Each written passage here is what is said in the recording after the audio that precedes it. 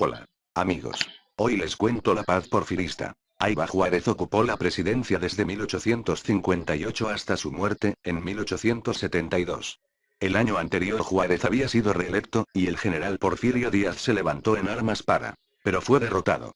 Unos meses al morir Juárez, de acuerdo con las leyes asumió la presidencia Sebastián Lerdo de Tejada, que era el presidente de la Suprema Corte de Justicia. 4 años más tarde, en 1876, cuando Lerdo de Tejada buscó que lo reeligieran, Díaz volvió a rebelarse.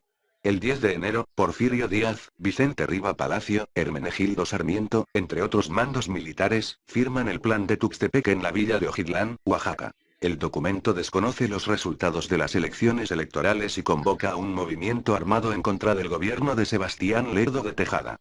El 21 de marzo, Porfirio Díaz promulga el Plan Palo Blanco en Tamaulipas, versión reformada del Plan de Tuxtepec.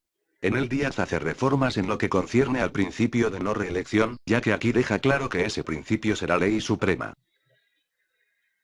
Se suprime al Senado y se desconoce al gobierno de Lerdo de Tejada.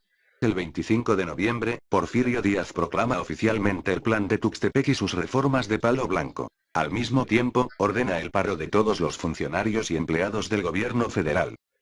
Cuando se levantó en armas contra Juárez y contra Lerdo de Tejada, Porfirio Díaz sostenía el principio de la no reelección. Estaba en contra de que el presidente volviera a ser electo. Pero después él mismo se reeligió muchas veces. Su gobierno fue verdaderamente largo, de 1876 a 1911, con dos interrupciones, una de 2 meses, entre 1876 y 1877, en que dejó el poder a Juan N. Méndez, y otra entre 1880 y 1884, cuando gobernó Manuel González. El pueblo mexicano estaba hastiado del desorden y la guerra, y Díaz se propuso imponer la paz a cualquier costo. México no tenía dinero, ni se lo querían prestar en ningún lado, porque no había pagado sus deudas con puntualidad. Había que atraer capital extranjero, pero nadie invertiría en México si no había estabilidad y paz. Con mano dura, Porfirio Díaz trató de eliminar las diferencias de opiniones sobre asuntos de política, y se dedicó a mejorar el funcionamiento del gobierno. Poca política y mucha administración era el lema de ese tiempo. La paz no fue total, pero Díaz consiguió mantener el orden mediante el uso de la fuerza pública. Policías y soldados persiguieron lo mismo a los bandoleros que todo intento de oposición. Con el orden, aumentó el trabajo y se hizo posible el desarrollo económico, pues el país contaba con recursos y los empresarios podían obtener buenas ganancias. La prosperidad porfiriana. Editar. Durante el largo tiempo en que gobernó Díaz se realizaron obras importantes en varios puertos, y se tendieron 20,000 kilómetros de vías férreas. Las líneas de ferrocarril se trazaron hacia los puertos más importantes y hacia la frontera con los Estados Unidos de América para facilitar el intercambio comercial.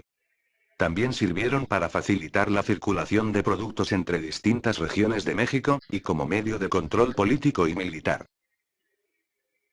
El correo y los telégrafos se extendieron por buena parte del territorio nacional.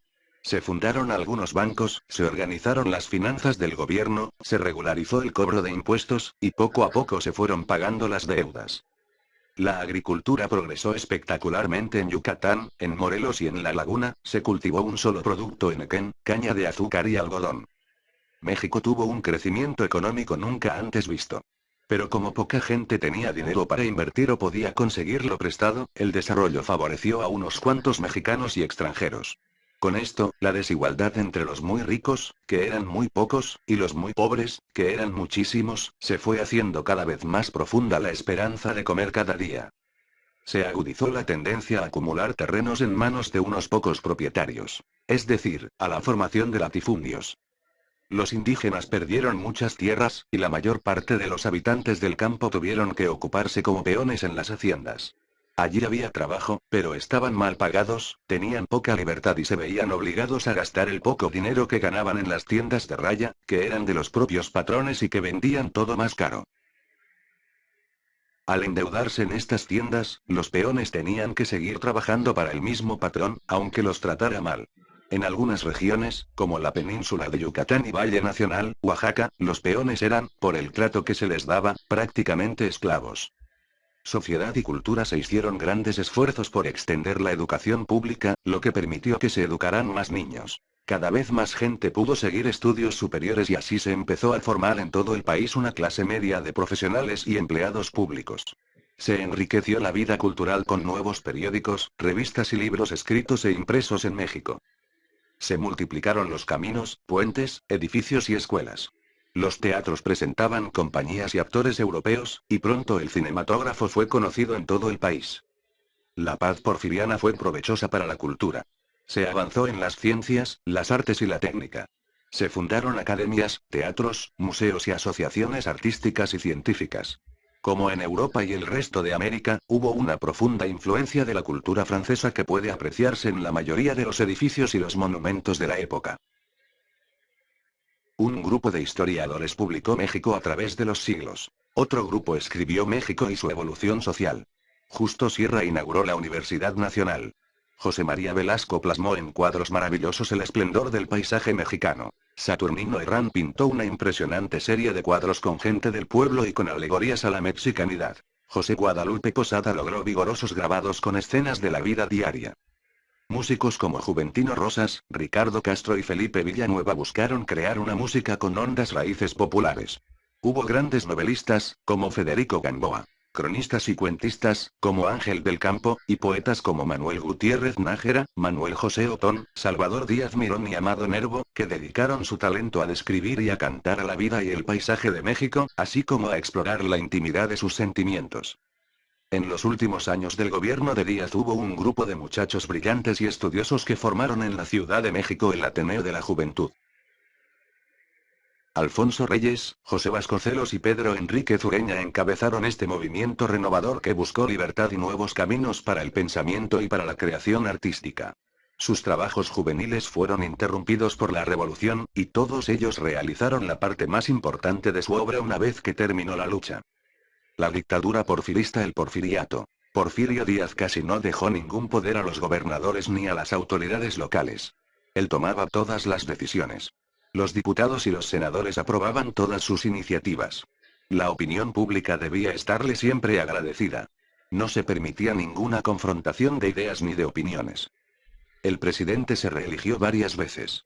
Por largo tiempo esa fórmula funcionó porque el país anhelaba la paz y la prosperidad, y porque el gobierno de Díaz logró un impresionante impulso económico. Pero con el tiempo los defectos de la situación se fueron agudizando. A un lado de la creciente desigualdad y del clima de injusticia que se vivía, sobre todo en el campo, el problema más grave fue que no había oportunidad para que quienes deseaban participar en la política pudieran hacerlo. Porfirio Díaz había envejecido, se acercaba a los 80 años y era natural pensar que pronto tendría que ser reemplazado.